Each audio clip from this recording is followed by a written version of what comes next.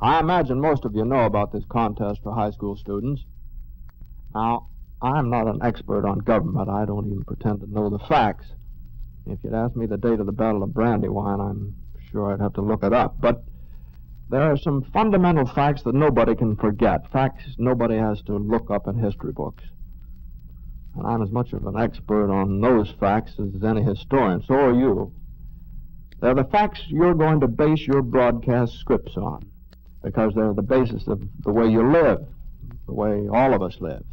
They're, well, you might say that they're the planks in a kind of a platform for democracy.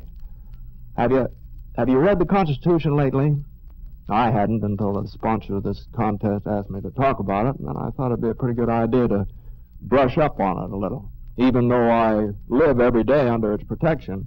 And, you know, I rediscovered some very interesting things in it. Maybe the most interesting thing of all is the way it starts out. We the people, it says. We the people. That's the whole thing in 3 words. Those 3 words are the most powerful words in the world. They mean, to me at least, and to every American who understands them, they mean that this is a government designed to serve its citizens, not just to rule them or govern them.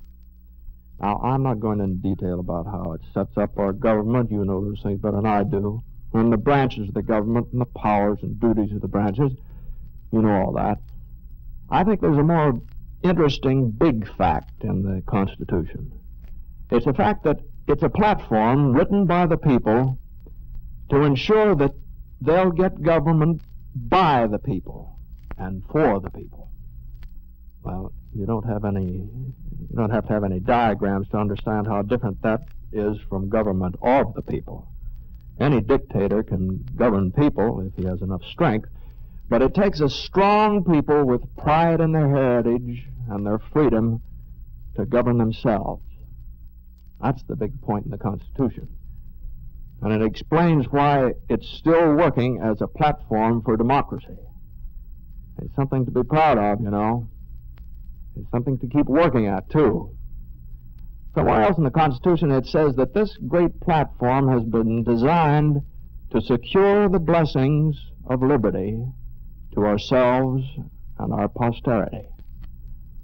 Take a good look at that word secure. Now, it doesn't mean the same thing we mean when we say secure nowadays. When our forefathers wrote it, it meant to keep safe, to guard and protect. It didn't merely mean to get or win. They won those liberties and freedoms. The words of the Constitution mean that it's our job to guard them, to keep them secure and safe. It's an everyday job, not just one for the bad years when it's necessary to fight for them. As somebody once said, this liberty will look easy by and by when nobody dies to get it. Now, you think about that when you write your scripts about democracy.